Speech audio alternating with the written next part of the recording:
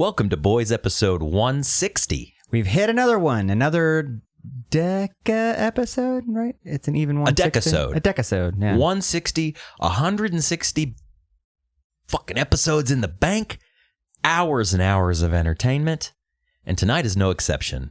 We have a very special episode for you tonight. I want there to be one episode where you just you're honest and you go, you know what? This one's not so good. It's coming, man. One of these days, I'll be like, we have a not so special episode. We got a tonight. mediocre at best. You know what?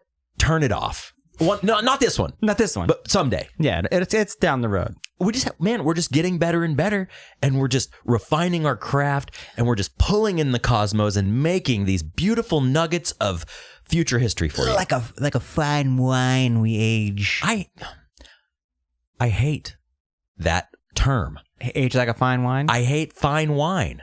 Yeah? I've never been a fine winesman. You never been a wine man? No, I've been a cheap wine man my whole life. And that's why you don't like wine. Give me the Carlo Rossi. The jug. Give me the Franzia. Oh. Give me the black box. Give me the barefoot. Give me the, what's the kangaroo one? Yellowtail. Any wine that has an animal logo. Give me the Apothic Red. Little Penguin. Oh, yeah, that's a good one. Give me the Apothic Red. Mm-hmm. Give me, I already said barefoot. I'm running out of cheap wines. Any Gallo family. Give me a cheap wine.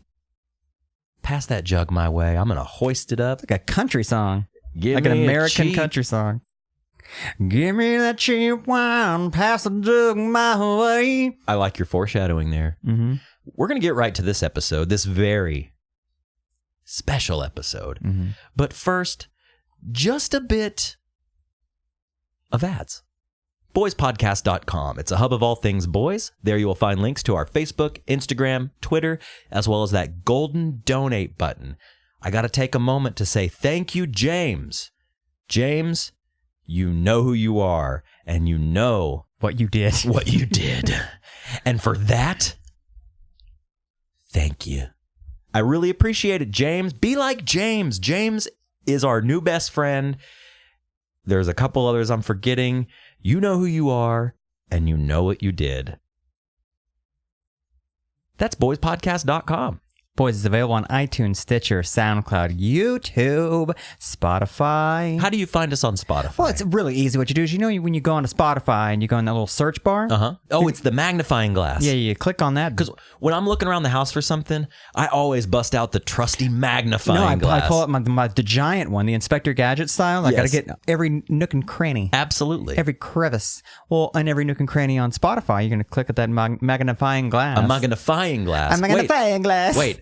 Magnifying glass? No, I think we're... Oh, okay. Thought we were onto something there. Thought we were coining terms. No, that probably is something, though. You're going to search Boys Podcast, all one word, all lowercase, and it's going to... First things first, you're going to see us right there. Subscribe to it. Get on iTunes, leave a review. By the way, I checked our reviews recently. Man, They're looking crisp. Ladies and germs, they're looking great. Keep it up. If you haven't done it, go back and leave a review. If you've done it, thank you so much for that. We really appreciate it.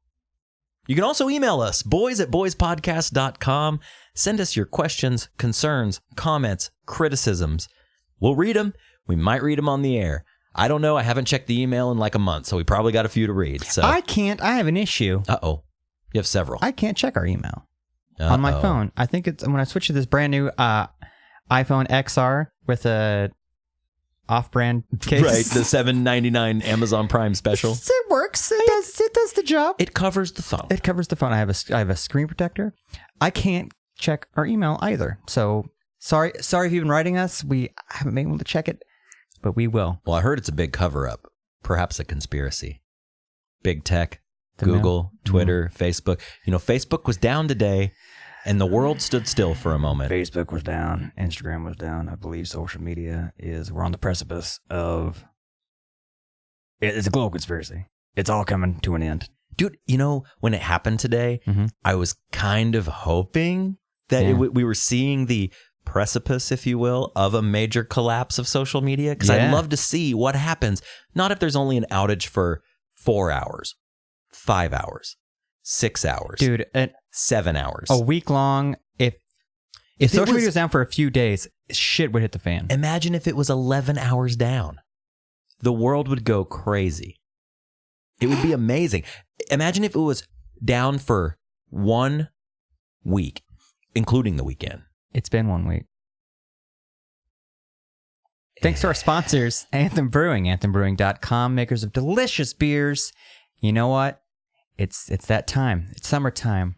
We're celebrating our freedom. Yep. We're celebrating the summer. Listen, freedom isn't free. Anthems aren't free. Well, except for us. Buy an Anthem, throw it back right before you stuff that hot dog in your fat gullet. Anthembrewing.com. Fat Bison, fatbison.com. Again, summertime. What do you think of when you think of summer, Robbie? Bikini babes, surfboards, Jeff Spicoli. I can guarantee you, well, I can almost guarantee you that Fat Bison can make you a surfboard, or at least a sign that looks like a surfboard that says Ronnie's Surf Shop. Yeah. You know how that reminds me, when I was a kid, you would see this very often, and I'm probably going to butcher it. Dr. Zog's Sex Wax. Oh, Sex Wax. Yeah. Yeah. Mm-hmm. And I was like, as a kid, because I would see that. I used to race dirt bikes when I was a kid, and my dad did as well.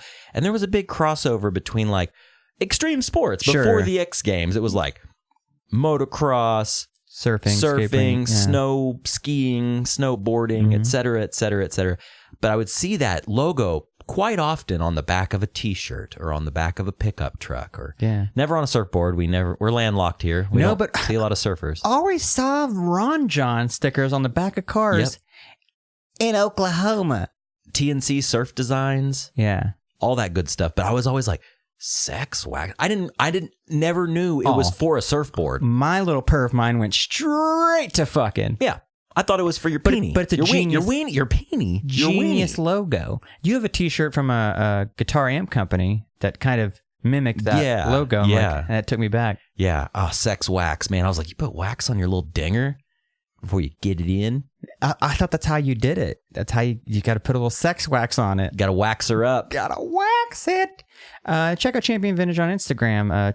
champion_vintage_OKC. One of those. Just search for it on Instagram and give it a follow. You'll find it. Go look and you'll find it. Lastly, thank you again, once again. Once again, you know who you are and you know what you did. And for that, we thank you. For the donations, the feedback, the telling of a friend, the sticking with us through these 159.2 episodes. We really appreciate it. We'll get you there. Hang on tight. Our guest is going to be here soon, so we got a few minutes to kill. So I wanted to see if you wanted to kick the show off before we jump into things. You mentioned two things, vintage, and you mentioned hanging on tight. Oh, yeah. How about the reverse of tight? Loose. I would say extremely loose. Wait. Would you say wide? I would say very wide. Okay. JNCO, now known as JNCO Los Angeles, which, by the way, when I was a kid, I didn't understand that JNCO meant Gene Company. I thought it stood for something. I never knew, like, jeans, nobody cusses over. I don't know. Comes on. Like, jeans nobody comes on because they're so nice. But you always did. You came in them all the time. Not on them. Yeah, all the time. No, I just flip it up and get it right on the Limp Bizkit t-shirt. Yeah, so... That was great Foley work there, Josh. So if your cum sounds like that, if it makes a noise when it comes out... Mine goes... You should go to a doctor. Like a sprinkler. So they recently would you say relaunched, revamped? I'd say relaunched, yeah. A nice relaunch, because it was owned by, I guess, this Chinese company who bought the name, and then JNCO Los Angeles bought it back. Yeah, right back. And they're like, hey, we're back, and they made this whole big ado about it. I saw it on Instagram for the first time when Instagram wasn't down. And I was like, damn, has the time come to possibly... get me a pair of JNCOs? Yeah. Maybe? And not the 69-inch ones. No, not the elephant. Like or some 20, 23 inches. Respectable church JNCOs. What kind of incher were you back in the day? I've rode the gamut. What do you say that? The gamut. I went from the 20-inch twin cannons through your church pants and khaki. And then I think the biggest I went was like 24 24, 25. All I right. never really went bigger than that. Okay. Like whatever the ones the kangaroo one was. Those are pretty big. I think those might have been 30 inchers. I might have went 30. 20 to 30. Over that nice 10-inch. Yeah. The biggest incher I ever went, I did get me a pair of 40 inchers. Didn't like them though, too wide. Yeah. I was in that 23 to 26. Mm-hmm. You got a little moving around room in there. Yeah. But they aren't going to be wet bottoms. Yeah, either the toe end of your chuck or your shell toe peeks out of the bottom, and that's how you know you got a good one. Yeah. Oh, they looked so good with shell toes. That was my favorite combo. Was like the black JNCO corduroys, the fat cords. Oh, the thick cords. Yeah, the real thick corduroy. Those had just like the J, like the graffiti J. It was with a graffiti crown. J with like a jester hat or a crown on top, and then some brand spanking new, clean, black and white shell toes with the fat laces. Suede or leather? I had the suede. Yeah. Fat laces. The laces were leopard print. Mm-hmm. You're welcome. And your laces were barred. You don't cross them. Oh, no. Yeah. And you made sure they were all flat and uniform and nice. I still do that when I lace shoes. I don't bar them, but when I lace up a new pair of shoes, I make sure those laces are perfectly folded, one end over the other every time going up the shoe. I also make sure that the shoes are mirror images of themselves. I like my laces to match, meaning that first crossover, if the top one's going to the right on the right shoe, it's going to the left on the left shoe. I am a madman. Robbie Premium. Robbie OCD. Robbie losing sleep at night over shoelaces. That's what they call me. So yeah, JNCO's back, baby. So they're back, and yet, like you, I was like, well, maybe I'll get some. And I look at the pictures; they're professionally done. Like they're trying to market to the youth, obviously, with this whole like vintage throwback thing. And I was kind of taken aback by some of the prices. Yeah, so they teased Instagram with, "Hey, we're coming back. Mark your calendar." It was like Friday the 27th or whenever that Friday was. So I followed. I gave him a follow. Also, it doesn't hurt that one of the models was a lady who was very attractive and very 90s looking, like pigtails, kind of wayfish, kind of Cape Moss-esque, but had the JNCOs on. They even went as far as to have the undies sticking out the side. Like, I guess it was a thong, but you remember when that was hot? A little bit of undie peeking out on the hip, over the hip bone? Yeah, nice raver girl undie sticking out of the top. Yeah. But so you look at the prices, $250 starting at $250. Yeah. And they sold these long sleeve t-shirts that are blank on the front, and then the sleeve says like JNCO. Yeah. Los Angeles. They were simple for $150. Single color screen print. Yeah. A graphic on each sleeve and then like a small graphic on the back. Yeah. Was it 160? 160 for a long sleeve t-shirt. And I was like, so I tagged it. I made a post saying, "Hey, at JNCO Los Angeles, $250 for some outdated denim, GTFOH.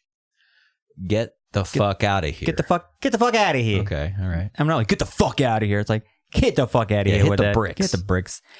And I got a little sass. I'm not sass. I got called out. You got a clap back from loyal listener Shanna Slow Jams for being an old man. Well, it's because my rant that I went on Facebook about the vintage mart that we talked about on the last episode. You have to admit you're a little old manish. I am too. I totally am too. But here's my thing. You got to admit it. Like I said, and as I commented on her comment towards me, I'm not an old man. I'm not angry. I just call out BS when I see it. Yeah, man. I got to call out that shit. And what did they heard? They did. They listened. They did. And they lowered them prices. Let me ask you something. Not enough, but they lowered the prices. I got a little test here. I was doing an experiment. Did you know that I liked Shanna's reply to your comment? Yes. Did you see that, or did you go look and see who liked it? Yes. Okay, you did. Yeah, okay, yeah. and you knew it was me. Mm-hmm. All right. I'm curious. I'm always curious, like, more and more as time goes on and things become censored, or on the flip side, more readily available. Sure. There's been that joke since the internet existed, like, don't look at my like you're on your deathbed, delete my browser history. Yeah. Yeah.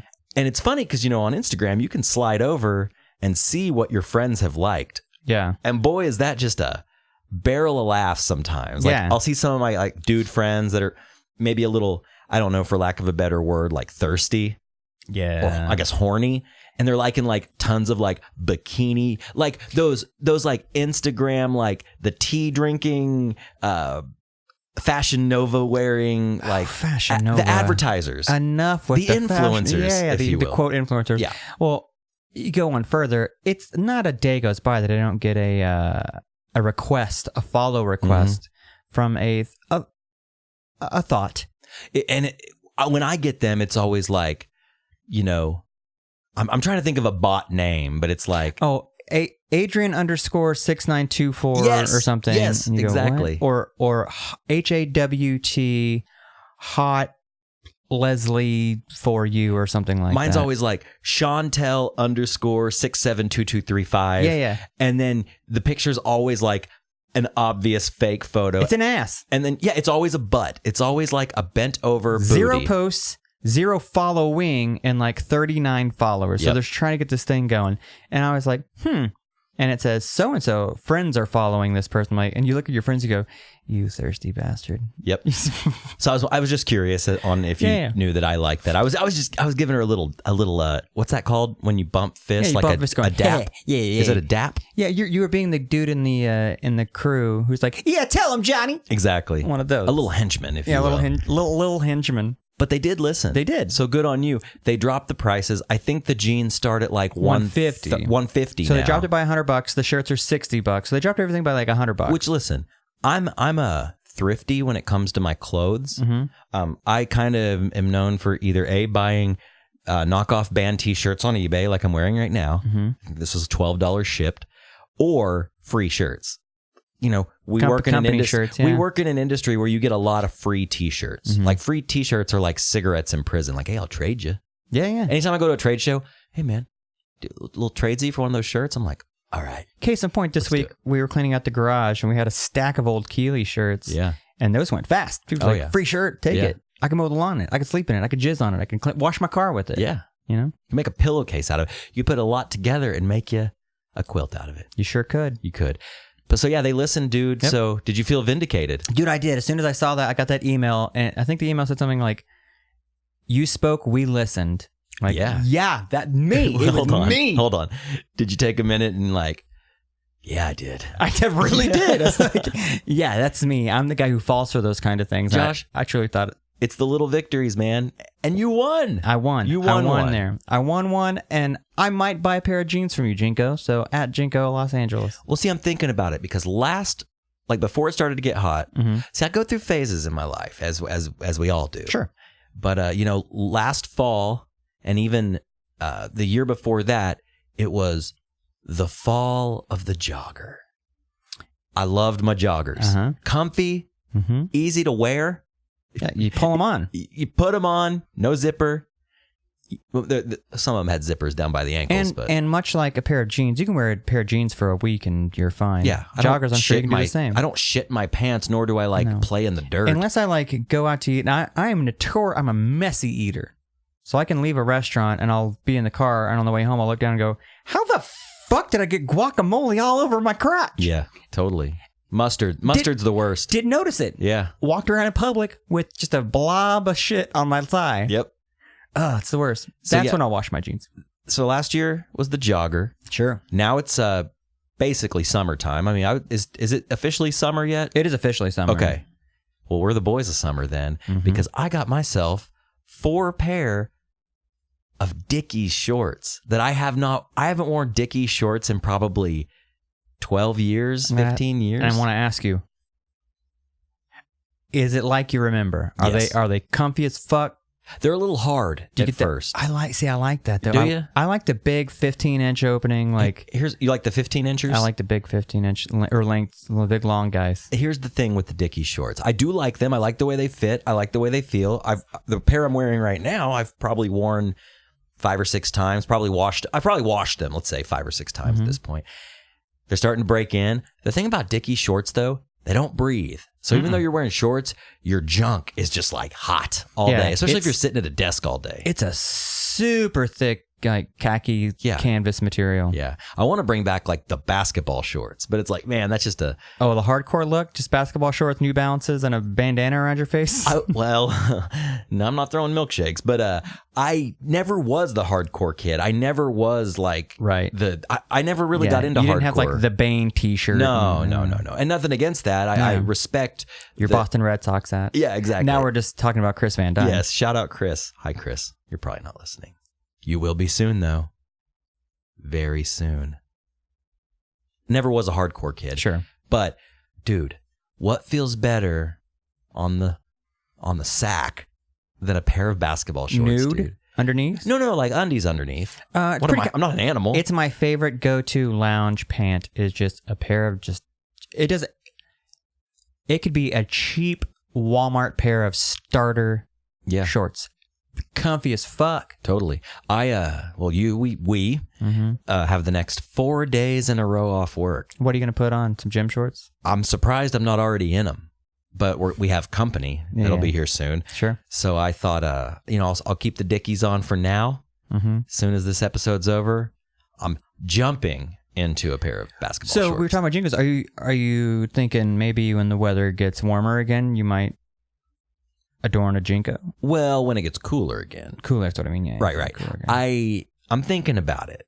That's a lot of Skrilla. Even $150, that's a lot of money. It's a lot of money, and it's also a lot of balls to try to pull off JNCOs in 2019. But here's the thing.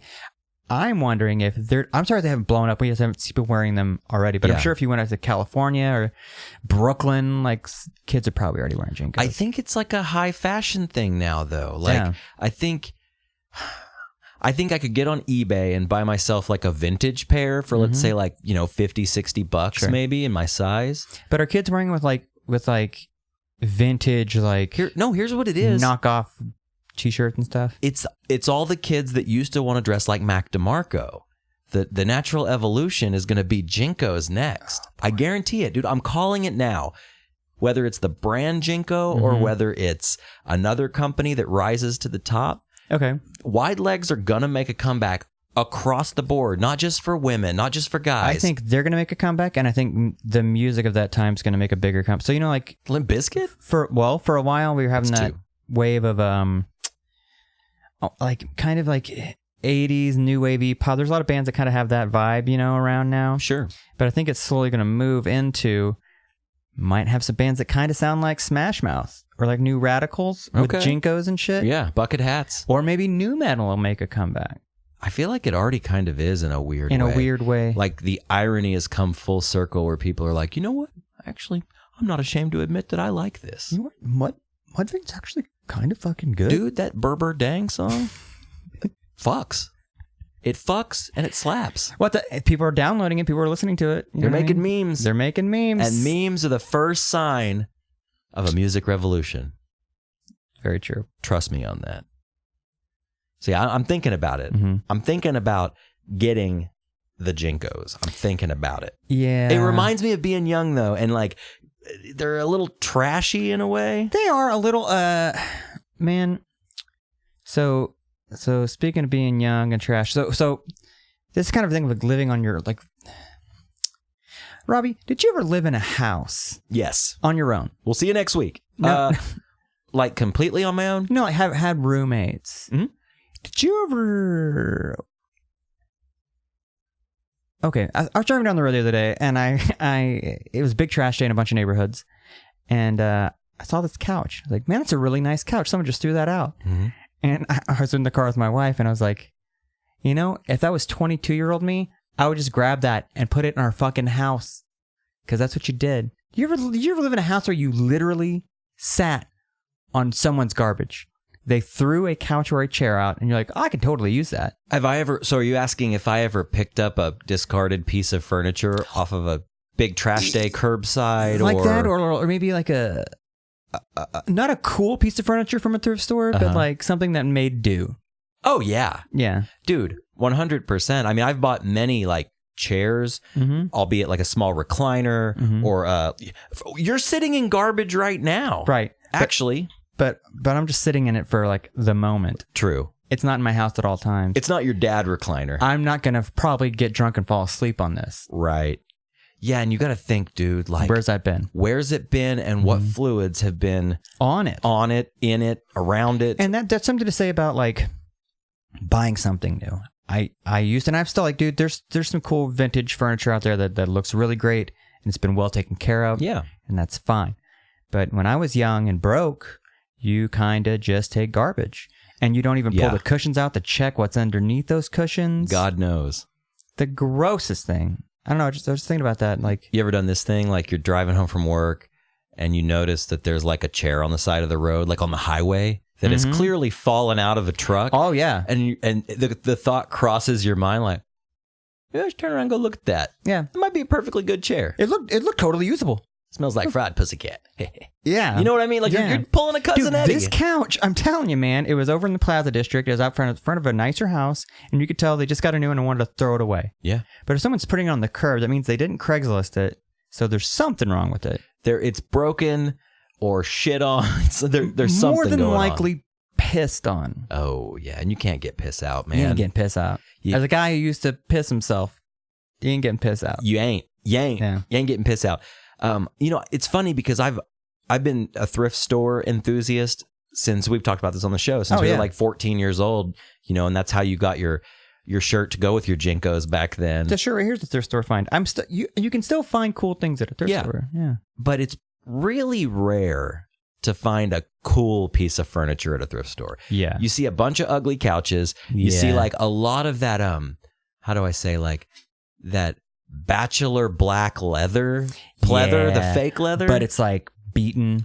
And it's like cracked, threadbare, where those like the white threads are coming out of it. Yeah, and then some of the pleather's kind of peeling off, so you just have like a patch of just like tan. Yeah, you sit up and you got like black leather flakes all over the back of your legs. But then you see some dude like sit on it, test that out, like, hey, this is a nice couch. You're not going to put that in your house, man, are you? Dude, it's not worth carrying it to the car. Or the truck, and getting it home. No, I bought one couch from a thrift store, and it was this nice, like, red velvet couch we had in our house for a while. Super cool couch, really comfortable.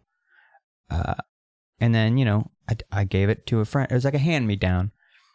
Once we bought an actual... Well, no, my dad gave me his old couch, which was a brand new couch, because, parents go through... Did your dad do that a lot? We'll have, like, a piece of furniture for, like, a year, or maybe 2 years, and he's like, time for a new furniture set. No, my dad's... how do I say, cheap?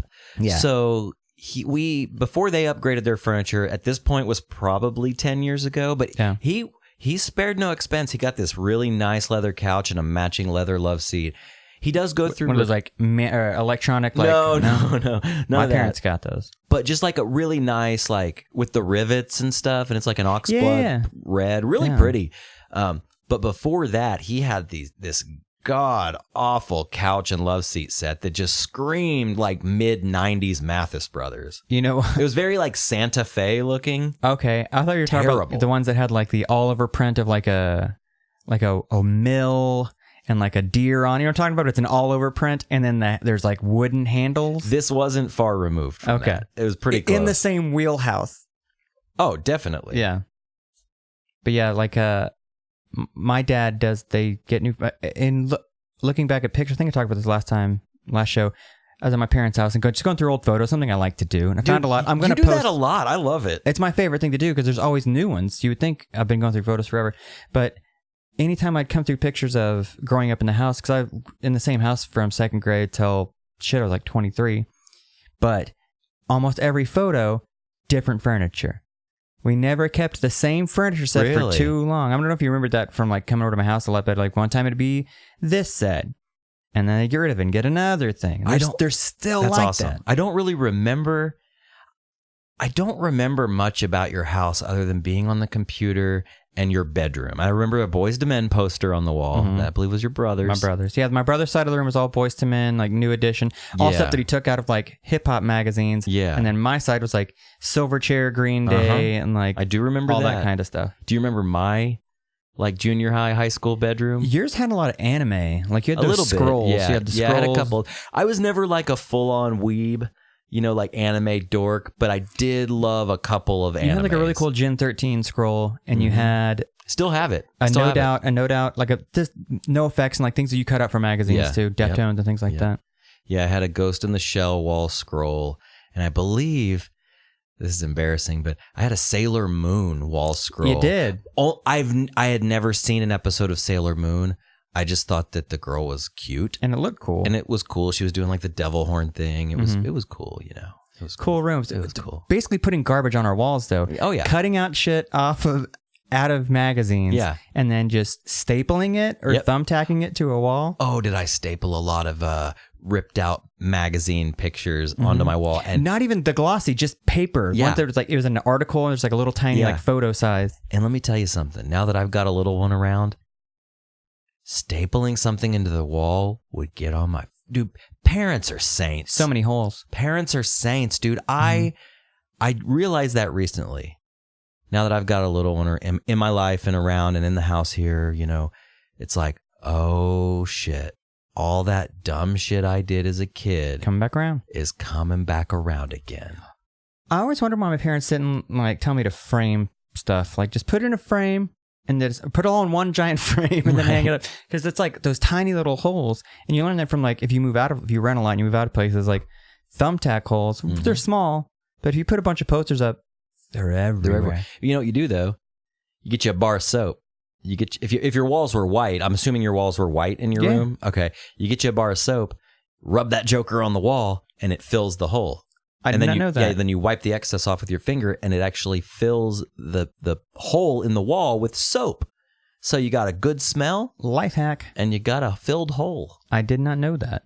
That is genius. That is my little tidbit for you this week. That's my like you said, life hack. My pro tip. I like that. Try it. I can't do it now because every wall in my house is a different color. I don't think I have a single white room in my house. That's good. But I own this shit. I can do whatever I want. I remember hearing that as a kid. Oh man, you buy your own house, you can do whatever you want. If you want to knock out a wall, I'm not knocking out a fucking wall in my... What am I, Bob Vila? Well, one, I'm not a carpenter. I don't know shit about the structure of a house. That could be a load... I hear that. That might be a load-bearing wall. Oh, yeah. Okay. A load-bearing wall. Oh, aren't they all? Isn't there a roof attached to everything? Yeah, these all should technically take some form of a load in. Yeah. Like they're all load-bearing. Hell, you can turn your garage into another spare bedroom if you want to. They did that before I bought this place, and I'll tell you what, I love it. I love it. That's where I lay my head. That's where I go to sleep. Well, it's a cool little room. It can make like a den if you want it to be a den. A podcast studio. Could be that. Game room. Well, all these houses out here in Bethany, this is an older town, but not too old. It's old enough that all the houses are smaller. Yeah. So you have to kind of make do. You see that a lot if you walk around the neighborhood. There's a lot of like garages converted to rooms, or like they'll add on a second floor. Yeah. On this street alone, I would say most of the houses are converted garages. Yeah. Like I don't know if that was just a thing maybe in the 90s or early 2000s, but I'm cool with it. More space. I'm not going to use the garage. I have a garage of sorts. They have a giant garage. I have like a big metal building, and it's like I don't use it for a garage. You know what's in there? Junk. Shit. Yeah. Shit I don't need. Dude, last time I lived in a house that had a garage, I never parked my car in it. I need to, because you know why? We got some of that hard fall and hail today. We sure did. That shit came down. It did. Now it's time for rain talk. I know.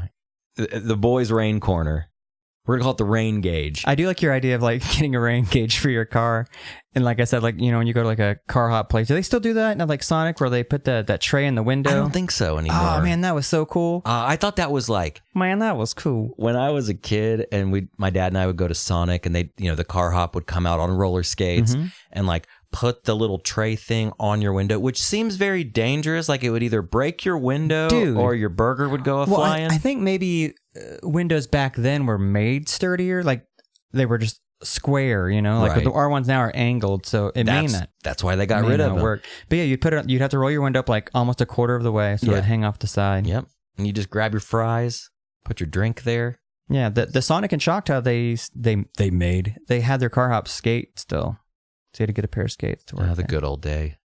Speaking of good old day, we're about to have a good old day. We're going to be reunited with an old friend of ours. And it feels so good. Old friends. Do you know that song by Simon and Garfunkel? No, but I know the song. And a friend's a friend forever. If the Lord's the Lord of them. Do you know, a friend in need's a friend indeed. A friend who bleeds is better. Yeah. That's a good one, man. Good one. Is that a girl or a boy? It's a boy. Okay. It's an androgynous boy in the band Placebo. Very pretty. Boy. Very ahead of his time. Yeah. Musically and physically. Physically. Looking like whatever you want to look like. Okay, we're fucking stammering now. We're going to get to episode 160 with our friend, Mark Alexin. On to the show.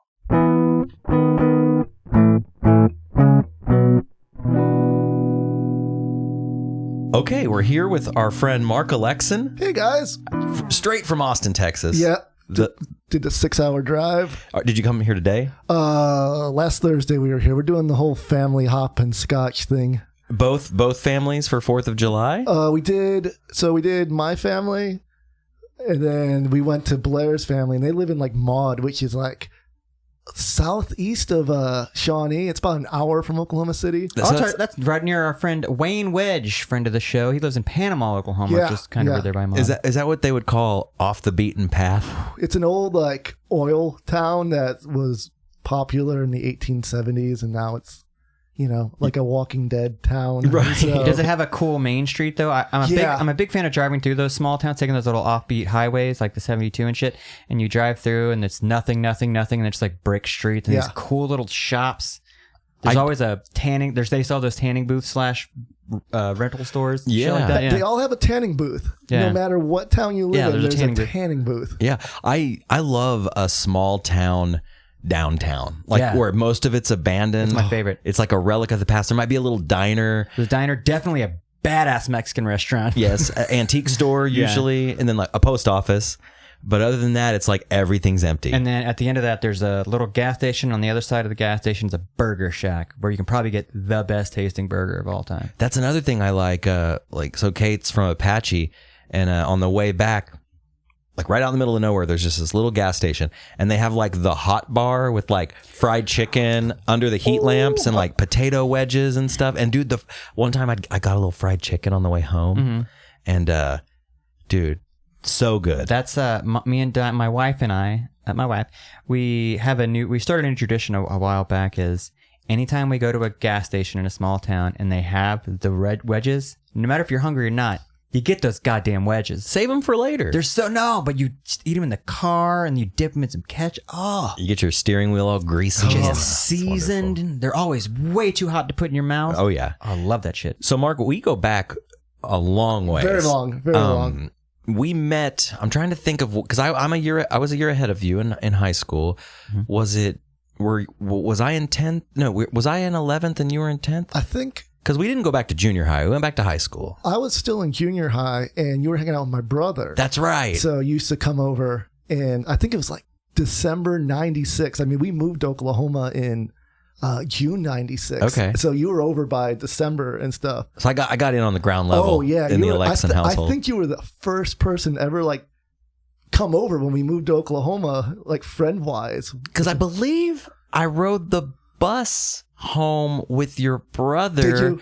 And they'd go by the junior high and pick up the junior high kids, and then you'd get on there, and then we'd go hang out. And yeah, I started off being friends with your brother, and then you and I started getting along, and then it was that classic. And this has happened to me several times in my life, like 3 to 5 times, where you're friends with two brothers, and then you feel like you're so cool because you feel like they're kind of like fighting over you. They're like, Yeah. Whose room are they going to hang out in? Like, if they stay the night, where are they going to sleep? You know? And Yeah. I think I made the jump from your brother to you. I was thinking back. You actually you stayed the night a lot. Yeah. And you were over the first night we ever had the internet. Like, we literally got the internet that day, and you were over. Oh, I was, dude. Was it one of those AOL discs? Oh, it was the flash.net. Yes. And Jalexin. Jalexin at flash.net. Yes. And I remember we frequented a little place called the Palace. Mm-hmm. Which, are you familiar with what the Palace was? Refresh my memory, and I'm not sure. Well, if I get this wrong, it was a chat room of sorts, but there were little, like, instead of just a screen with text, there were little avatars that you could like customize, almost like a Bratz doll. Oh yeah, very very similar. And what would we do in there? just try to hit on chicks, go to the South Park or the Corn. Yes. The Corn Palace. Like a hometown AOL kind of a vibe. Yeah, and you could like, couldn't you like move around the room and you could like change clothes, and when you typed, it would come up in a little like bubble. That's crazy. No, you could do the thinking too. Yes, it was way ahead of its time. There was always like, what was Jonathan Davis's name? Was like Hiver or something. And yeah, like this legend. Like you go on there and see if Jonathan Davis is on there, and it was so creepy because all those girls we were hitting on were like guys our age. Was this something that was just specific to that internet service provider? No. You logged on with your internet service provider of choice, and then you logged into the palace. Yeah, it was like a program. So cool. Oh man, it was like what, 97, summer 97, and then got popular South Park around that time. Yeah. And, I used to have to get off at like 10:30 because like it's bedtime, and I would never be able to talk to anyone because everyone would come on later. That's it. That's exactly it. Yep. I've never heard of that. That's crazy. Does it still exist? I know. We need to look it up. We'll do some post show research and see. Thepalace.com. So, I remember that too because you guys. Your family, your household was one of the first households I met with high-speed internet. I know. The only other house was another set of brothers who I kind of bounced back and forth between. And I remember, like, because I didn't even have the internet until I was probably 18. So that magical time of a friend that had high-speed internet in the late 90s. Angel Fire, GeoCities. Dude, so good. Juno. All that stuff. So we'd go to your house, and I don't even remember what we looked at I know we looked at like boobs and stuff, but I do remember that we used the web crawler search engine. Was that pre-Google? Yeah, that was like, because Google 98, I think. I do remember a time because we had the way that our computer room was set up, and then my parents' bedroom had an extra TV, and I had an N64 in there. And I remember one time I was playing Turok, and I guess my mom walked in on you and my brother looking at boobs. Yes. And you're like, we're doing it for Mark. And I'm like, in the other room. Yes, we totally. Gotta throw him under the bus because he's not there. That's the other beauty of being friends with two brothers is you just get to blame it on whatever brother you're not hanging out with. So you always look like the good guy. I also remember there was and I want to be as politically correct as possible, but there was a box of floppy disks. Oh, are you talking about the Discman box of floppy porn? Yeah. Yeah. Like the 1.44 megabyte. Yeah. They called them floppy disks, but they're hard disks. Yeah. And they called hard disk floppy disk. Yeah. And I remember that you would back in the day you would save some JPEGs on there, which even the JPEGs took forever to download because everything wasn't optimized and super fast back then. The AOL GIF room or whatever those were called. The GIF trading and all that stuff. But there was there were two pictures that really stick out in my mind. And I'll be honest, both of these photos I have searched long and hard for just so I could text them to you to see if they rang a bell. One of which was an anime drawing, but it was like made of pixels, like they recreated it in pixel art. And it was like a girl pressing up against like a window in an apartment. And she was, and I'm again trying to be very PC is the wrong word, clean. She was being taken from behind and her breasts were pressed against the glass. And I was like, this is like the hottest cartoon I've ever seen. Because I'd never seen anything like that back then. And then there was another one, and I remember the file name, and it was one little word. Yummy. You texted me years ago. Did I? I was at like a doctor's appointment, and it was like this one of these long, like 3-hour doctor's appointments where they're doing all these tests, and I'm sitting there, and I get a text from Robbie. It's like, do you remember Yummy? And it's like, yeah. Do you remember it? I remember it, but I don't remember it. It's like, it was a red-headed woman, and this picture must have been digitized from a photo that was probably from the 70s, just according to the amount of hair and the hairstyle and everything. And it was a woman going number 2, maybe into a guy's mouth or at least onto a guy's chest. Now I remember. And it was on one of those discs we found, and I was like, whoa, who downloaded Yummy? Who's getting off to Yummy? And I just thought it was so funny. It's like they called it Yummy. It was Yummy.jpg. Well, but that was also the days, like, the data exchange. You file everything under a different name, so it doesn't. You're not going to call that shit eater. Right. Because people are going to know, well, that's what that is. It was also the days of like Rotten.com, the Style Project, E-Bombs World, Newgrounds, like all that good stuff. What was the Maddox? Was that one?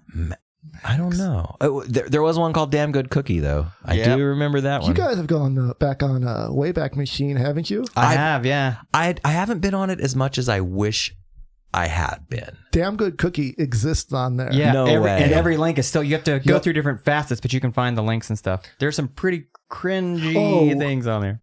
Our Zangas didn't make it. I really want to go through my Zanga.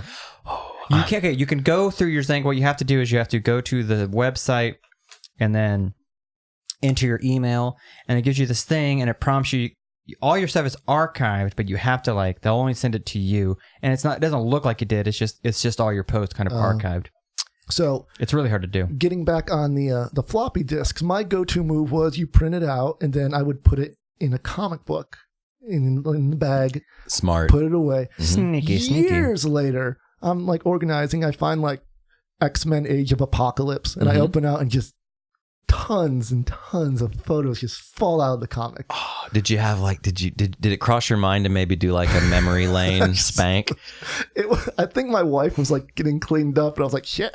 Yeah. That away in there. Dude, that happened to me a while back. I was going through some things around the time I got divorced, and speaking of throwback, I found an old disc gear, the old CD holders that we used to hawk in the mall. Yeah. And one side, I opened it up. I was like, oh man, maybe there's some good old burn CDs in here I haven't listened to in a while.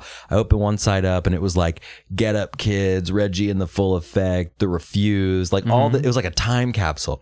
Then I flipped that joker over, 10 on one side, 10 on the other, opened it up, and it was all CD-ROMs of porn clips that I must have downloaded at a friend's house. WinZip or whatever. Dude, so I was like, oh, I got to see what's on here. So I put it in my computer. And what's funny is by today's high definition standards, when I had to download, I think I had to download VLC media player even to get these things to play. They're all in an outdated format. And when I pull it up on my computer screen, they're postage stamp resolution. Yeah. I was like, whoa, this is way before, a movie, a feature film is 4 gig, 5 gig, 6 gig maybe. These were 200 megabytes. And they were so tiny. And if you try to blow it up, it's just pixelated and terrible. Yeah. So you watch it on that little thing. I remember. Real player. Yeah, yes, exactly. I spent the summer at my buddy's house in a city, out of state. And we were on his computer one night, his dad's computer, and we got a little bored, so I started going through his file to see if maybe he's got something. Oh yeah. Well, you stumble on it because it's not labeled what it should be. It's 45235 dot whatever. Is this going to put somebody on a watch list? No. Okay. We click it, and it comes up in this little tiny little thing, and it's adults having sex. I'm like, oh, that's funny. And I'd made sure to remember where that folder was. So when my friend was at work, I'm going to pull that up. Oh, man. But it's only 15-second clips. So it's just some girl blowing a dude for 15 seconds. And that's before loops. He had to start it and start back over again. Man. But at the time, it's oh my God, this is actually happening. Because it used to be his photos. Yep. And then... Yeah, I remember the Jenny McCarthy's and the Carmen Electras. Or the ones where they just terrible Photoshop of somebody's head on another person's body. Yeah, oh yeah.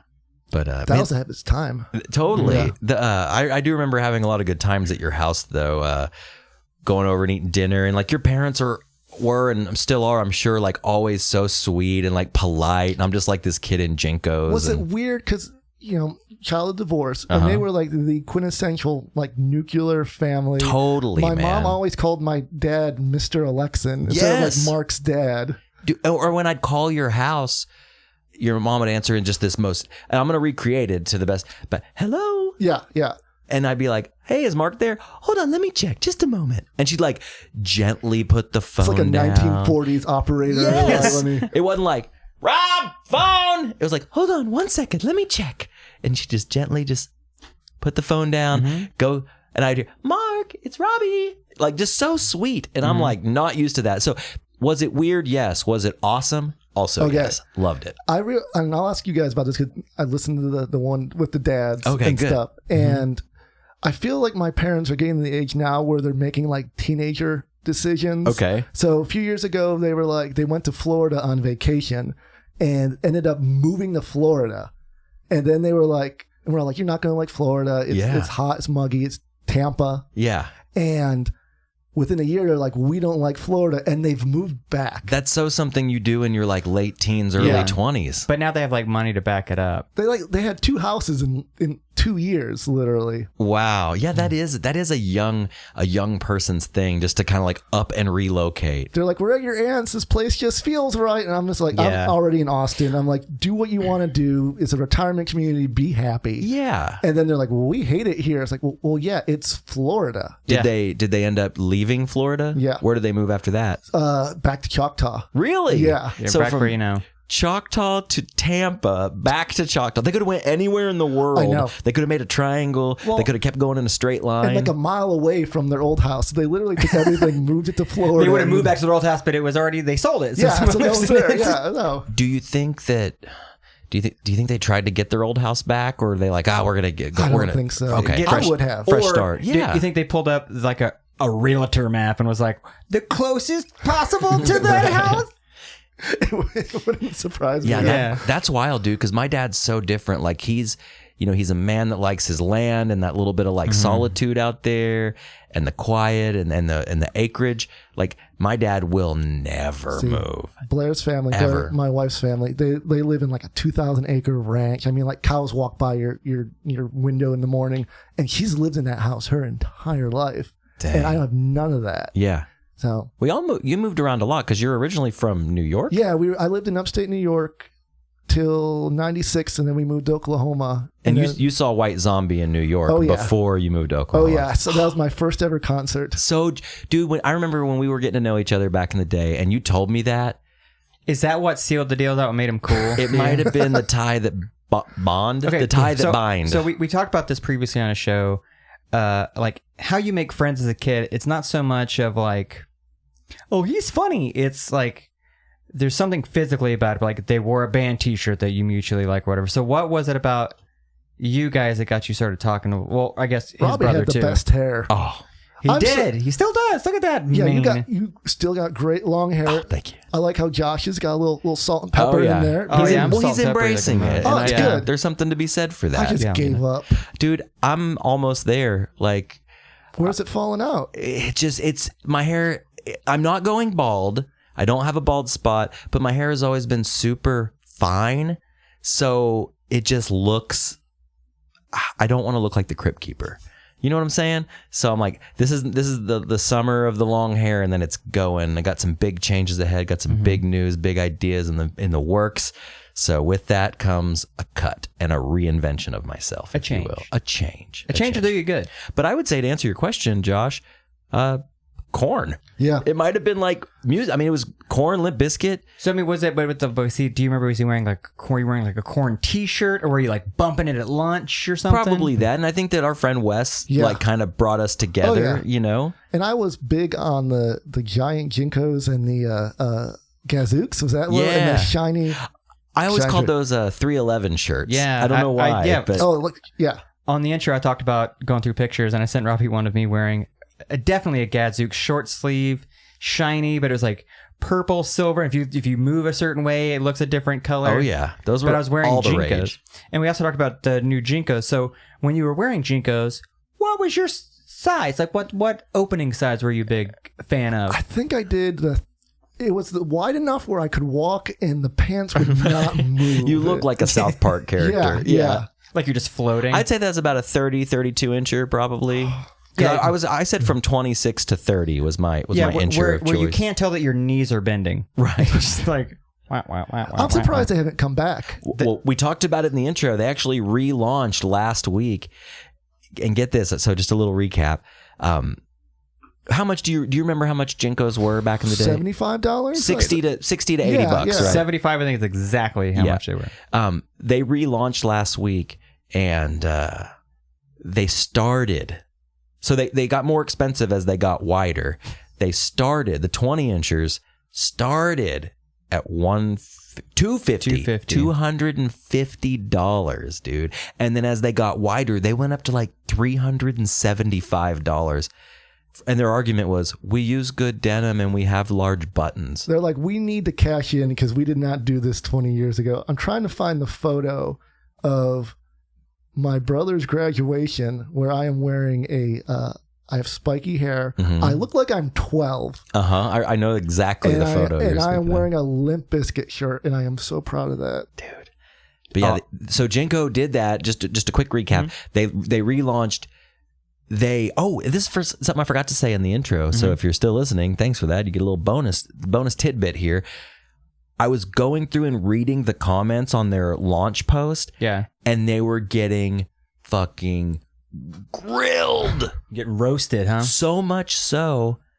They turned comments off? They turned comments off as I was in the comments, and it kicked me out of the comments. Like it literally, like I hit the back button. Mm-hmm. And I was like, whoa. So I waited about 15 minutes and I went to the second oldest post and people went back to grill on an old post. Yeah. I was like, damn, that was like some Big Brother shit. I had never been kicked out of a comment. It's like the Fire Festival of Gene re-releases. Yes. Going on right now. Yeah.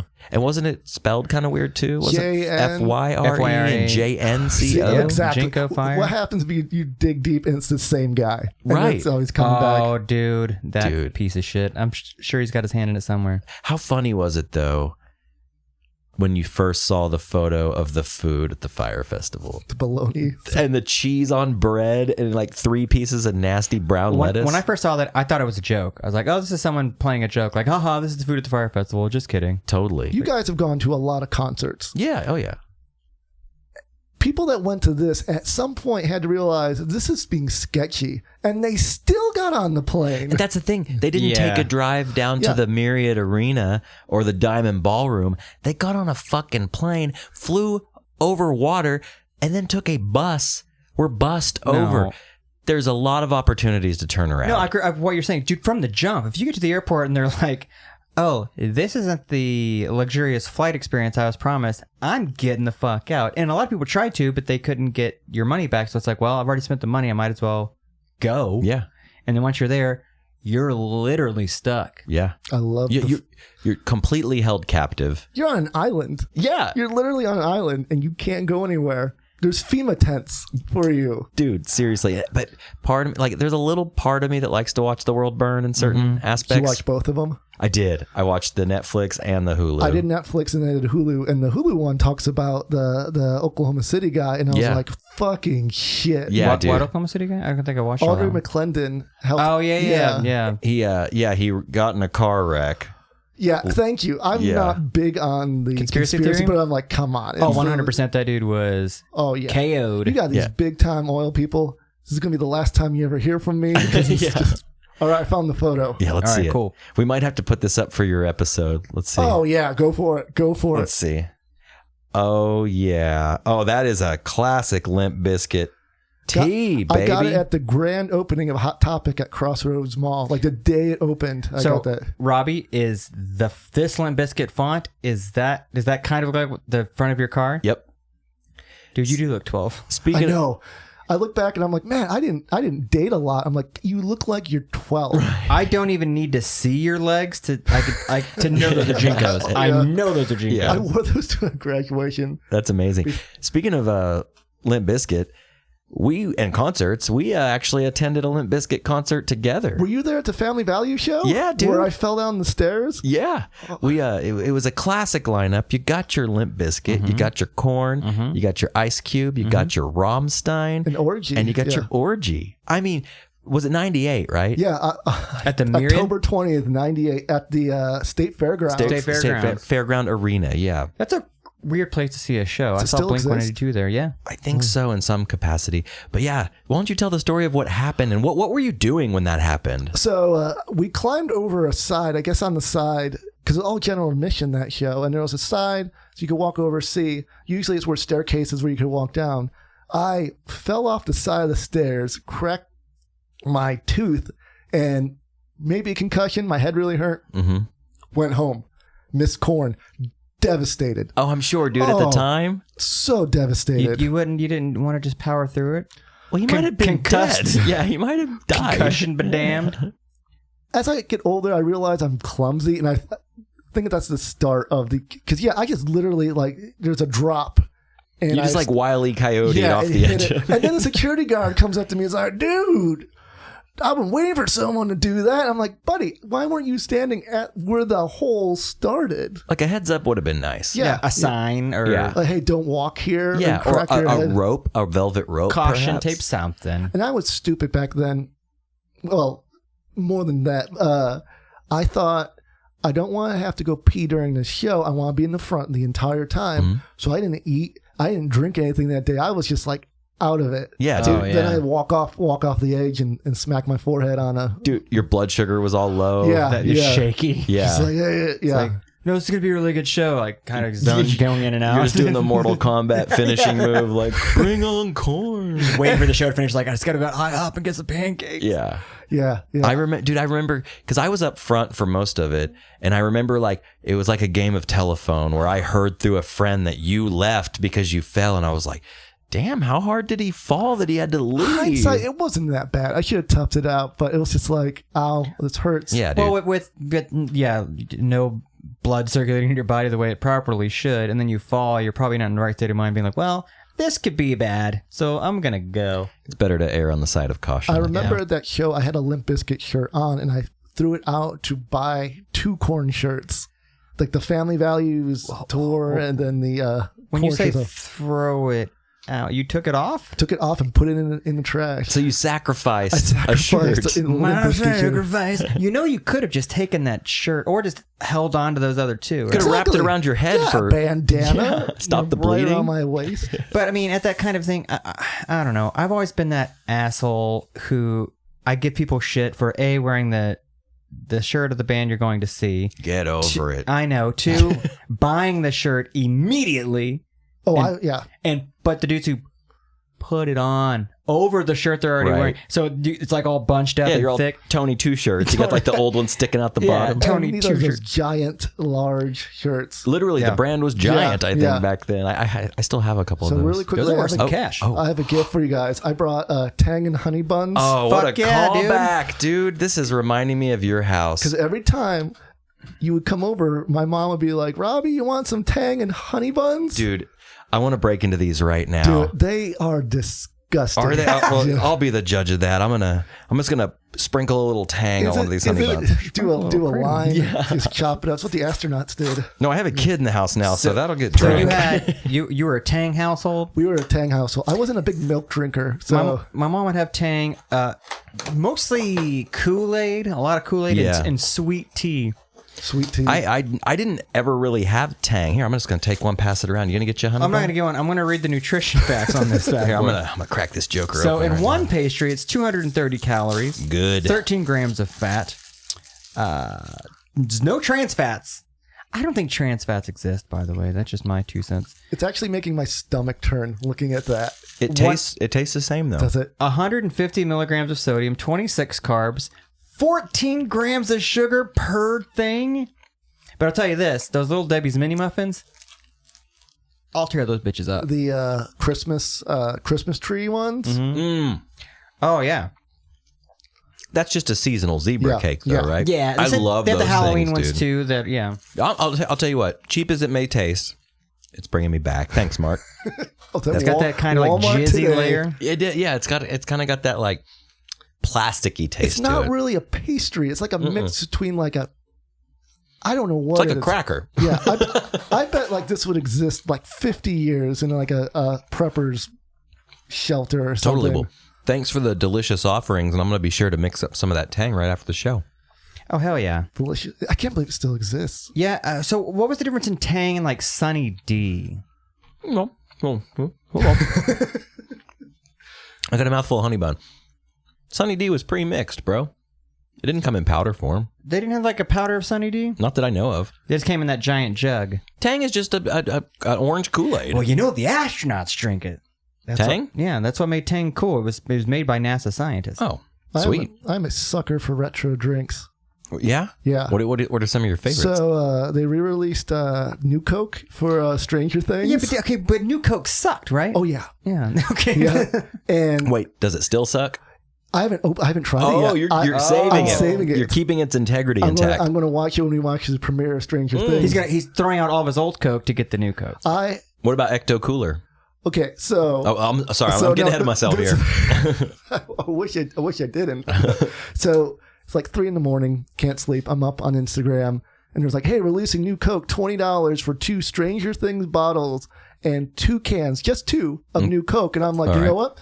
I'm buying this. Didn't even think twice. Came in this huge box. It's great. One I'm going to drink, the other one I'm going to archive. I have done that for the Ecto Cooler. It came out in 2016.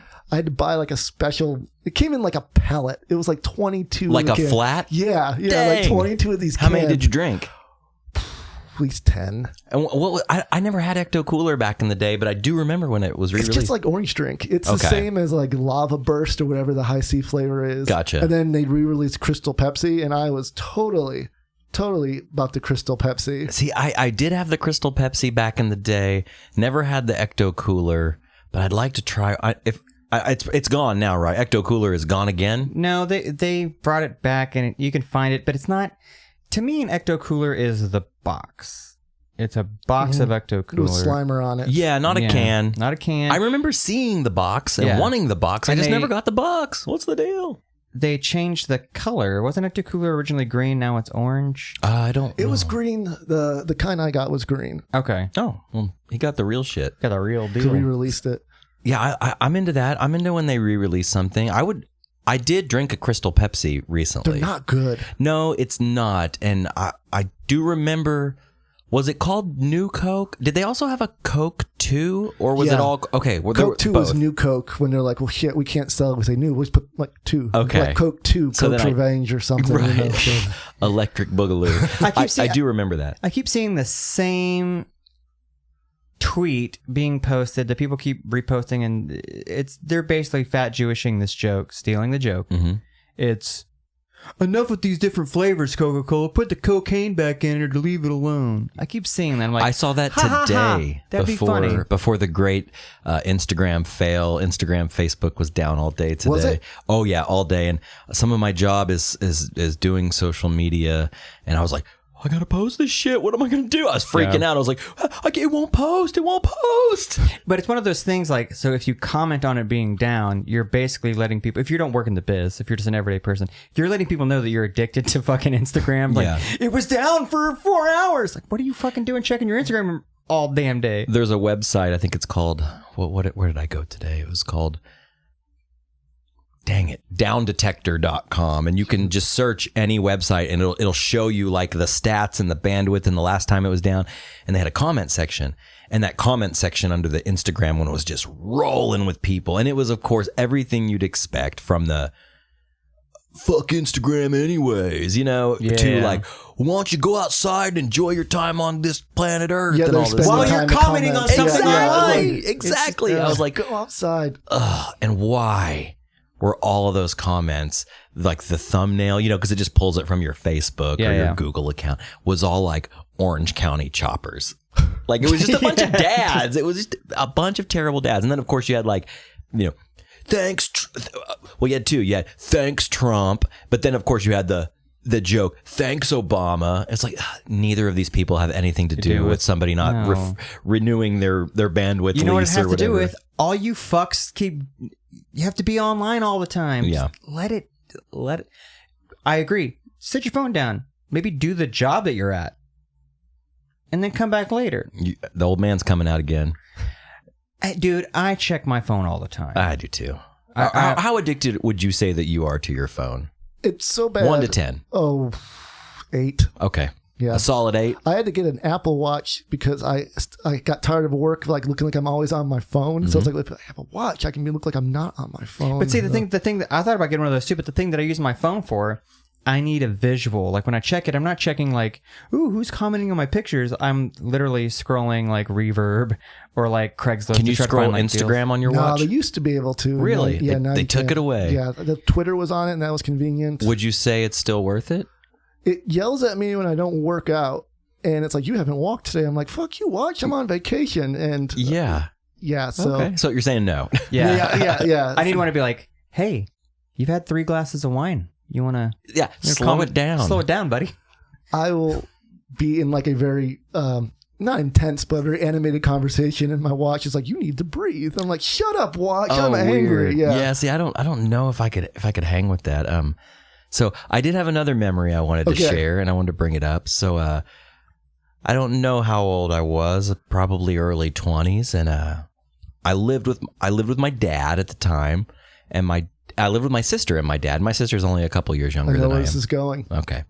And my dad worked nights. So it was always kind of like people just came over and hung out at the house. We'd be watching MTV or, maybe a DVD or something. And one night we decided to make some magic brownies. Would you like me to tell it and then you can like add Please on? do. Because I feel like it's becoming this is a go-to story, like a party, especially now it's like everywhere. I would like to hear your side. Yeah. Okay, Please do. then I want I'll interject when I feel it's necessary. Like, no, you did not jump off that. Right. So one day, this is let's see, this is like December 2004. Okay. And we were like, hey, let's make some weed brownies. You made them correctly. You looked up directions. Like you boiled them or something in oil with a cheesecloth and strained and made the butter and everything. He went on web crawler, looked it up. I did. I went over to your house, used your internet, blamed it on you. Yeah. The crap. So did we make them too strong? I don't think we made them too strong. I think they were just strong as they should have been. But we didn't have any measuring cups out when it came to the flour that we used. To be fair, when making a homemade treat, you never really need, and you don't know how much you put in. Also, not how much per piece is in it. It's not weighed. It's not distributed. Gauged anyway. Yeah. Well, it's like when you make a. Like back when I used to drink a lot, like if I made like a Crown and Coke at home, it was always way stronger than you get at the bar because I wasn't getting out a jigger and you're basically going, that's halfway full. I'll put the other half with Coke. Yeah, a little splash on top. Okay. Now, did I eat half the pan? You ate about a third of the pan. That's still pretty good. That's your classic 9x13 pan. Like that's a lot, dude. If I eat like a corner of a brownie, I will go to the moon. You ate a lot, dude. I was young. Yeah, you were. I did not know. Well, just let me put it in perspective. Now that marijuana is medically available in Oklahoma, when you go to a dispensary and you want to buy a brownie, they're about this big. And I'm okay. So what would you say? That's like a fourth of a dollar bill. Let's just say half of a dollar bill. Yeah, it's okay. It's the size. We're talking about Little Debbie products. When you buy those Little Debbie brownies, they're together in a 2-pack, and you break them in half. What kind of brownies are those called? The chocolate brownies Cosmic with the little brownies? No, it's got the almonds on top. But there's kind of you can snap them in half. Yes. Yeah. So it's about the size of one side of those brownies. Yes. So I guess I did that. The way it goes now, it's like, I ate half the pan. Close enough. I'll keep doing that. Round it up. Yeah. So I ate it. Nothing happened. But then I got like so hungry. I remember raiding like the cabinets, eating whatever I could find. Oh yeah. Well, that means it worked. You got the munchies. So we started watching Garden State. That's right. I forgot about that. It was 2004. Yeah. And as we're watching Garden State, that scene in Half Baked where Jerry Garcia is playing in someone's ear, that's what it felt like. Because suddenly everything kind of sounded like this. Like Bane? Yeah. It's like... No, I'm not going to do it. I was born in the shadows. So then Bane shows up. And then I've come to learn later in life that I've had anxiety like most of my life. And it took like 3 years ago to realize, I need to live differently because of this. Back then, I just was rolling with it. Yeah, you just drove it straight through. Yeah. So or ignored it. Yeah, completely. Yeah. So I started to have a panic attack. And then I threw up in your sink. You did. I forgot about that too. Your bathroom just got all kinds of things. I had all my friends puke in my bathroom. Puke in it, shave in it. It was the kitchen sink. Oh, you did the kitchen sink. And you were very kind. I remember you like rubbing my back like, dude, it's going to be okay. Robbie's a good dude. Yeah. Looking back, I'm like, you were very kind. I was out of my fucking mind. You were, man. So it keeps going. So when you have a camera and the shutter is wrong and things kind of get jumpy, that's what like life became. And then I'm like, I'll go lay down. Yep. So I go to lay down and I had this super vivid dream. Like I saw like a flashy like my brain was making stuff up because it's like I'm completely stoned. Because you ate like a half a pan. Well, and let me also add, like you weren't a weedsman. No, that you weren't a seasoned marijuana partaker. You weren't a Cheech and Chong over here. 120-pound little stick. Yeah. And also, when you eat marijuana, it definitely can have a hallucinatory effect. Yeah. To this day, so I have my medical card, and I'll get some edibles, and I like to eat a little. To put it in perspective, I eat a little gummy bear before bed, and sometimes I only eat half of one because they're pretty potent. So you ate like 10 times that much. Yeah. Again, completely not regulated or measured or but anything. Apparently made correctly and well. They were, yes. I went to sleep, and when I woke up, I was still so out of it. I thought I was still asleep, and I had dreamed that I was like in my bed at home. And when I woke up, like, you know, when you're in a dream and you try to like shake yourself out of the dream. Oh yeah. I was doing that, but not dreaming. Yeah. In reality. It looked like I was having a seizure. And all the while, so we're hanging out because our friend Wes came over a little later. He had to close at work that night, so we were all kind of like ahead of him. But we saved him, you know, what Mark didn't eat, and he showed up and ate his portion, you know, and it started kicking in for him. And so all this time that Mark is going through this like this hell, It's Dante's Inferno of weed brownies. yes, You guys are just watching a mediocre movie. a mildly funny movie. I mean, at the time, it was great. Yeah, it had the Shins in it. That was Yeah, cool. yeah. A lot of shit. You were having an existential crisis. And I remember like I was sitting out in the living room with like Wes and my sister, and we're watching this movie, and you kept coming out of the bedroom. Because you went down into my bedroom to lay down and kind of try to sleep it off. And about every, 10, 15 minutes or so, you'd come out just completely bewildered. And you were just like, I think I'm okay now, but I think I need to go home. And we were all like, no, you're not. What? Yeah. We're not going to take you home That'd be right a terrible idea. No one's terrible going to take idea. you home. We're not. It's a dirt road. Yeah. Down a steep hill, down back roads that are very dim lit, if lit at all. Well, and not to forget, we're all fucked up too. True. It just wasn't our first rodeo. True. I think Wes ended up driving me home. Didn't I try to call my coworker who was like a hippie and would know about Yes, this? an ex-hippie that worked with you at the barbecue shop. And there was a moment in the evening where I turned from being a very nice babysitter You had, to I wrestled you down on the ground and like put my knees on your forearms. You like took my phone. Yeah. And I pried your singular flip The phone, double- the Sprint, out of your hand, because not only were you trying to call him, you were also trying to dial 911. That would be a terrible idea. Yes. Because one, they would show up probably in like an hour and a half. Yep. And You'd have been fine by then. everyone's like completely out of it. And the house smelled like baked weed. Yeah. And we're all underage. My dad's not there. You're freaking out. We're like stoned and drinking Dr. Pepper by the gallon, at the time. And yeah, you were like, every 10 minutes you come out, I think I'm okay. I think I'm ready to go home. And we're like, dude, we were being nice. We were just like, but you had to lock it just down. wait it out, man. Yeah. Wait it out. Wes ended up taking you home. Yeah, because I rode with him. Yeah. And we dropped you off. And then I remember, dude, the next morning, my dad's home from work. He's sleeping because he didn't get home till real late. I remember looking out my bedroom blinds and seeing your parents come bring you to get your car. And I was like, that's like, maybe that might be the ultimate walk of shame. Oh, because I had to lie to them. Of course I couldn't be like, hey, I'm fucked out of my mind right now on weed brownies. I'm not feeling, great. I'd be like, oh, I had a migraine headache. I don't think I ever had a migraine headache. And yeah, they had to drop me off. I was out of it for like 4 days. Yeah, dude. I remember checking in on you. Like, I'd pull out my my Nokia, 5130, whatever it was. The Razor. Yeah. And I remember like calling you because like we didn't text a lot back then. And it cost money each text. Yes. It was like 10 cents a text. And I remember you were like, yeah, dude, I'm still not feeling right. Like, are you sure that was just a little weed in there? I was like, well, there's a lot of weed in there. But yes, it was only weed in there. It was crazy, man. Hindsight, that's what a panic attack is like. And now you know how to deal with them. Yeah. Yeah. Oh, get some brownies. And Yeah. Well, that's what's funny is like, with the medical weed thing, like a lot of people are like, oh yeah, it helps your anxiety. I'm like, it's a fine line between helping your anxiety and pushing you into a full-blown panic attack. For sure. So my father-in-law, he's an oil guy, works on oil rigs and stuff, was talking about a guy he works with has Parkinson's, and he smokes, and like he says, within a minute his hands stop shaking, and he's like, this is amazing. And one of his daughter or something was like, you need to eat gummies. And so he eats a gummy, nothing happens.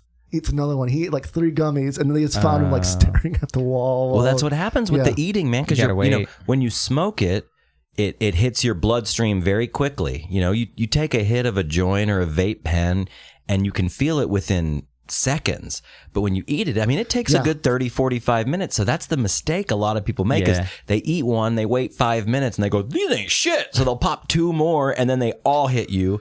And you're fucked. Yeah. And dude, that's scary. Like eating too much medicine, as you know, as you're well aware of, is very scary. Not even overeating it. It's the people who eat it and then go, oh, this is nothing. And they go about their day. Like they go do like, I'm going to go run some errands. Nope. Yeah. The last place I want to be is in a Crest when that kicks in. Oh, just being like, ooh. Yeah. I got to get out of here. And I've done that. I've done that where I've eaten a bit and then like, yeah, I'm going to go run to blah, blah, blah. And then you're out and you're like, oh, I feel like I'm in my own personal fire fest and I just can't leave. I was like, well, I got this cart full of groceries. I got to tough it out. It's just bologna and like bread. Yes, exactly. It's just like, I got to tough this out. I got to get these groceries home. The ice cream's going to melt. And you go check out and you're like, she knows. She knows.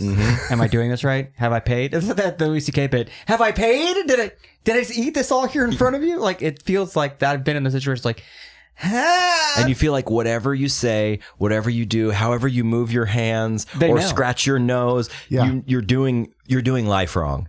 All of it. They know that the wind's blowing my arm weird. Yeah. I'm amazed at the dispensaries I keep seeing. I was driving through Choctaw today, and it was like dispensaries and fireworks. I'm like, this is the best. Dude, it has completely blown up here. I've had my card since November, and the amount of dispensaries in a, let's say, a 4-mile radius of my house, there's probably 30 of them now. Yeah. It's crazy. A friend of ours that you were in a band with, I still talk to, and he was like, it's weird because now I'm running out and I'll have to go to the store. Yeah. It's awesome. How'd the card work? How do you get a card? So it's actually gotten easier. I'll tell you how I did it real quick, and then I'll tell you how my girlfriend got hers. So I made an appointment with a doctor in Edmond. Now, I was an early adopter of it. Like, I was at the doctor a few weeks after they started taking appointments. So I made an appointment.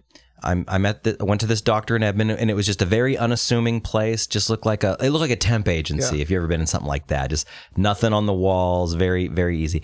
You go in, you give him your license, you pay him up front. You go to the waiting room. The doctor brought me in. I was maybe in the room with the doctor for 4 minutes. And she was just like, so why would you think you'd be a candidate for medical marijuana? And I was like, well, I have trouble sleeping at night.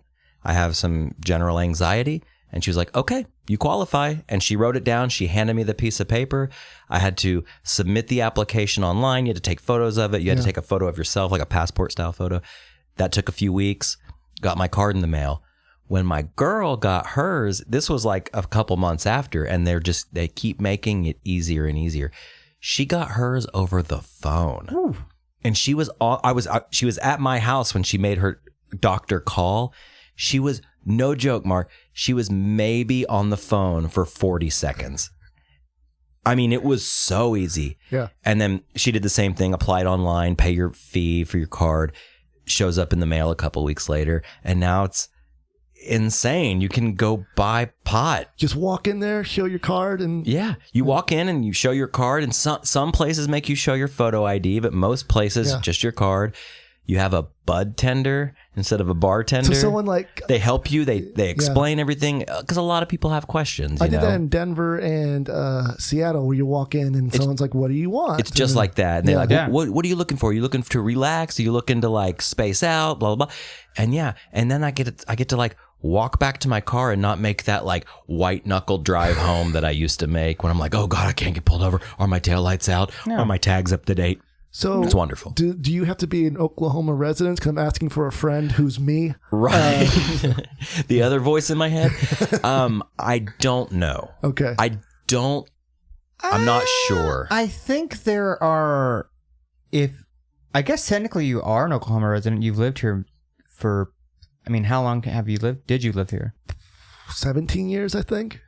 I think there's ways around it because technically you still have family here. I mean, let's just say there might. I don't know. Yeah, maybe. My mom has arthritis. She's had arthritis forever, and I'm waiting for that day. We're like, well, the doctor told me to get a weed card. Mrs. Alexa needs to smoke a fatty straight to the dome. It'll help her out. My parents have asked me that too. I'm like, just go get your card. Like, it'd be great. Yeah, my stepmom got hers, and it's made a lot of difference. Like, it's so funny, dude, because there is still even with the medical, it's a stigma, and it has truly helped a lot of people. There shouldn't be any more of a stigma than fucking you're taking heroin. Yeah. Any opioid you pop in your mouth for back pain, you're taking heroin in pill form. Right. There's don't fucking pussyfoot around it. Yeah. So I take Zoloft for anxiety. I take a small dose. And before Is it a daily thing? Oh, yeah. Okay. And before they did that, they gave me something that was like lithium and like it was bad. Yeah. Like you would want to fall asleep. And when I went back to the doctor, I'm like, this isn't going well. I need to try something else. He's like, well, I'll give you more. I was like, no, don't. So you have this and you have these opioid addictions going on. And like, here's a plant. Dude, lithium sounds like oldie time snake oil shit. Like, hey, take a dose of laudanum and lithium. And it's like extremely addictive. Here, have more and then see what happens. Yeah. Hey, this isn't working and it makes me feel weird. Let's double the dosage. Yeah. Well, the beauty is, man, these days, like, if let's say you lived in Oklahoma, the beauty of the weed thing these days is there's so many different forms. Mm-hmm. There's tinctures, there's oils, there's edibles, there's flour, there's vape cartridges. There's all kinds of stony words I can throw around. But I feel like, so I've had my card since November. I would say in the last 3 months, I've really honed in to like what I need to combat anxiety without giving me anxiety and to help me sleep. Like I said, I eat a gummy bear or a half of a gummy bear before bed every night, almost like I'm just eating like a Flintstones chewable vitamin, and it knocks me out. Like my eyes get heavy. I start to feel a little warm and wiggly. Because you were an Ambien guy for a long time. Yeah, the Ambien thing. Oh yeah, I still do sometimes. You ever wake up somewhere and not know? I never did anything super crazy, but if you meet my girlfriend, I've said a bunch of weird shit. Never anything, thank God, that's got me into a lot of trouble. Apparently, I talk in my sleep. Blair keeps a notepad of the things that, like, apparently one day I was like, we need to save the dinosaurs. We got to put them on t-shirts. So that sounds like Ambien talk. There was one night where, I sleep on my side of the bed. Kate sleeps on her side of the bed, and Olivia sleeps in between us usually.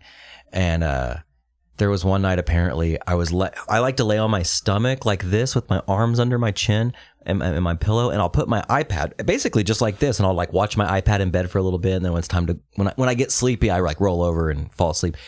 But apparently, Olivia was right next to me, and I was like kissing her, like in a very sweet fatherly way, and I looked up at Kate and I was like, Kate, let her lick your lips. It feels good. And I guess I was letting Olivia lick my lips. Puppy kisses. Yeah. But she was like, no, she's old and she has bad breath. And I was like, no, just don't knock it till you try it. Let her lick your lips. And she said that I like tried to get her to do it for like a long time. So you like debated the pros and cons of having your dog lick your lips. Yes. Yeah. So I've done some weird stuff like that. And again, nothing that's ever gotten me in trouble, but I've kind of made this rule with myself, like if I take an Ambien and it kicks in, like there is a point where I will no longer talk because I don't want to say something like terrible or like some weird, for lack of a better term, like closeted emotion or something that I have. It's like, my mom never loved me. Yeah. I'm going to a freaking crazy thing. Anytime, I mean, I've got tons of friends who have taken Ambien and all their horror stories. I'm like, why would you fucking take it? But there's people who just can't sleep and they have to do it. There possibly edible marijuana can help you. See, I do a shot of ZQuil every night. Really? And I love it says like non-addictive, but I take it literally every night. So what's ZQuil? Is that the thing? It's Benadryl. It's literally Benadryl. And sometimes I can't sleep. When we're on trips, it's hard to sleep. There's, our parents' houses are much warmer than I'm used to. Totally. I like to ice out at night. Yeah. I want it cold. Yeah. Blanket, freezing cold. Feet. My feet are always sticking out the bottom too. That's how the monsters get you, dude. I want the fan on no matter how cold it is. And I'm like, I think I had to take one thing of ZQuil and then 2 Benadryls last night just to fall asleep. Yeah. So, and it is addicting. Like you're not addicted maybe even to the substance. You're addicted to the way the substance makes you feel and the sleep. Fall asleep like quickly and not sit up and think about thunder trades or whatever going on in your heads. That could be a whole other episode. Because I think, dude, I don't know what's going on with our team, man. I don't know. We'll talk about it off the air. I don't want to bore everybody. I'll just say a quick story because it's yeah. related to sleep. Season ended. I was thinking about like, man, what could have been, and it was really getting. I'm laying in bed thinking this, and it was really kind of getting to me. And Blair rolls over and he takes the blanket off. I'm like, what's wrong? He's like, I'm just really warm suddenly. It was me.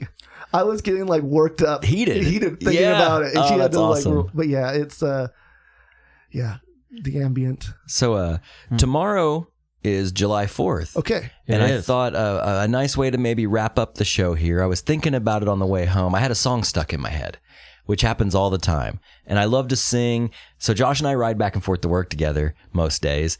And we sing a lot in the car. It's like a nice way to pass the time. It's a good 30-minute drive. Mm-hmm. So I was singing a song by the Oak Ridge Boys that goes, my baby is American made, born and bred in the USA, from her silky long hair to her sexy long legs. My baby is American made. I was in the spirit. I was ready for July 4th. I love America. I love being an American. I love the freedoms we have here. Then I got to thinking. I was like, how many songs reference America? So I thought maybe we could have a little fun little closing thing here. Maybe go around the table and as rapid fire as our old brains can. Okay. And maybe name songs that have the word America or American or, something like that. So I'll start. American Made by the Oak Ridge Boys. Neil Diamond, Coming to America? Is that the one? We're coming to America. That's a good one. American Girl.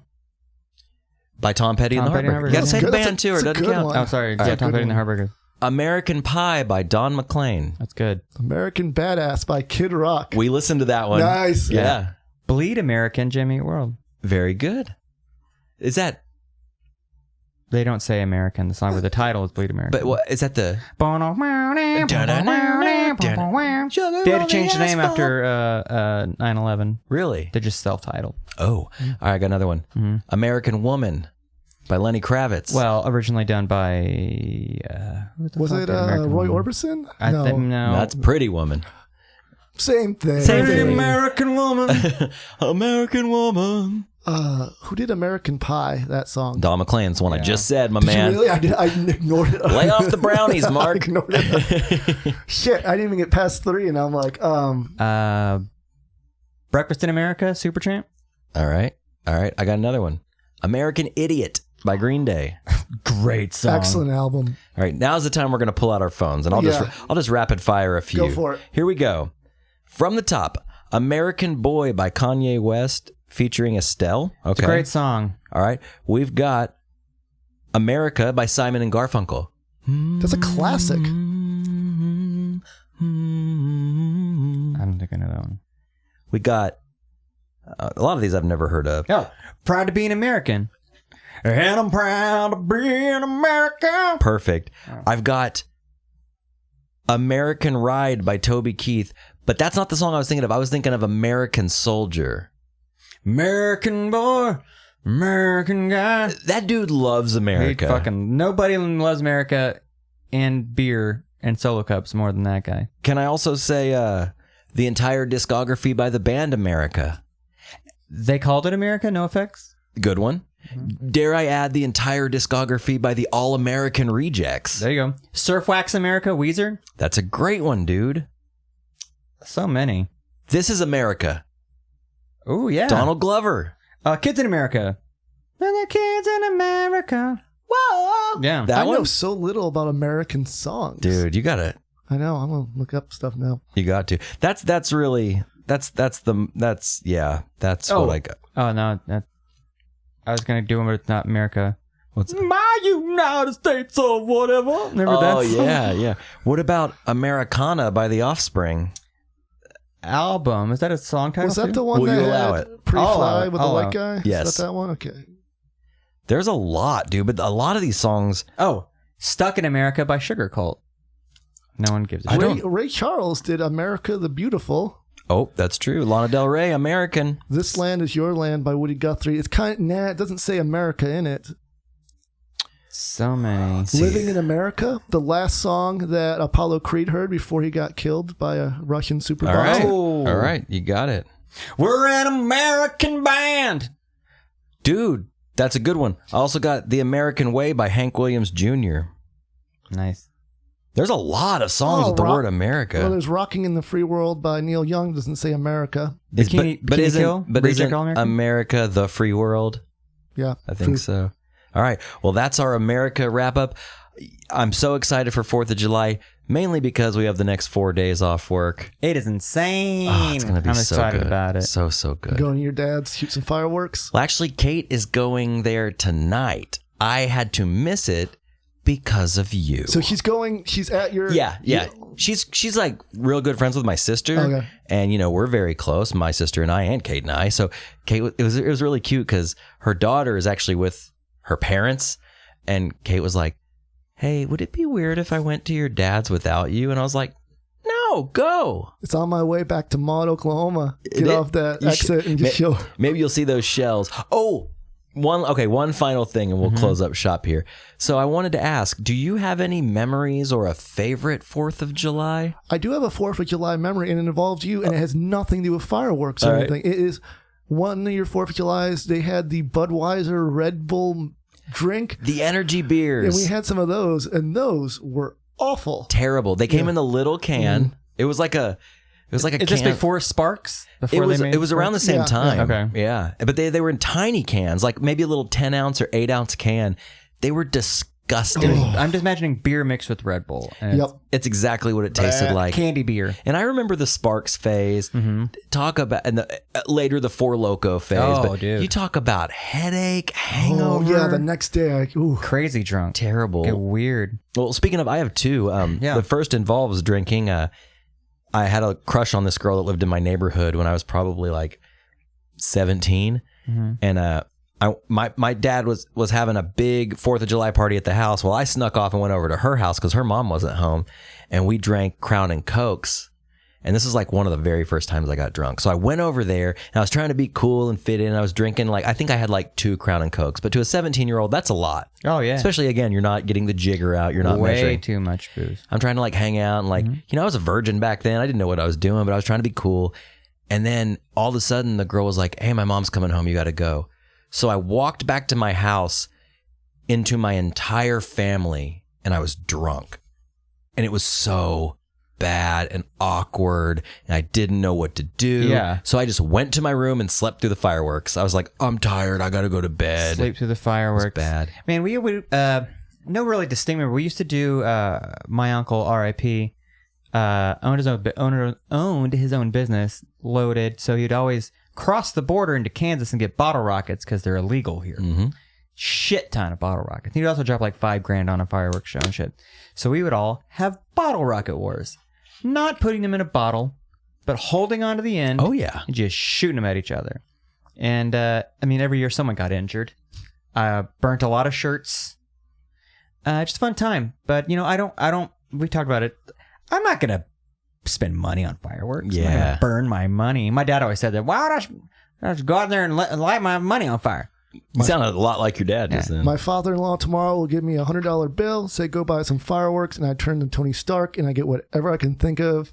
This year I'm going to try to get a drone to get a down video of the fireworks. That would be sweet. So I'll update you if I destroy the drone. There's a 50-50 chance. So yeah, that's one of the things people talk about. No one's going to watch your fireworks display on your phone. They will if there's a fucking drone going above it. Yeah. Literally going above and beyond. Yeah, I want to see, or through it, as a thing just shoots off right. That would be so cool. That would be so. I would love to watch that. I would love to see a firework coming right at a camera and then exploding or shooting past it. That would be cool. That'd be dope. I do have one more. One year, it was towards the end of my grandmother's life. She died, and was really sick for a long time. But she loved 4th of July, and we'd wheel her old ass out to my dad's house on the 4th, and she'd just sit in her lawn chair out there, and she was kind of in her own head, in her own little world, and she kind of sat away from everybody. I don't know why, but she always did. And one year we were lighting what the kids call whistling chasers. And one right under her chair and ignited a pack of black cats. And the entire, I mean, it was probably like 50 black cats, maybe 100. And so it's under her chair and then just bah, bah, bah, bah, bah, bah, bah, bah, bah, bah. She didn't flinch. Did she even notice? I don't know, man. It was towards the end of her life, but she just sat there, and I remember like looking my grandmother dead in the eye while that scene from Forrest Gump was going off where he runs Bubba out of the jungle. She didn't even move, and I was like, Grandma, you still got it. She's first like, fuck this. Who left the door open? Yeah. That's an American badass. That is. Right there. Truly. Rest in peace, Grandma. I love you. I miss you. But yeah, that's gonna be our show for this week. Yeah, we got shit to grill. Yeah. Shit to we pop. gotta grill. Mark, thank you so much, dude. Thank you for having me, guys. It was so awesome for you to come by, and thank you so much for the Tang and honey buns. I'm gonna toast a glass of Tang in your honor here in just a bit. Dip the honey bun in the Tang. Yeah. And we'll see you next week. Bye.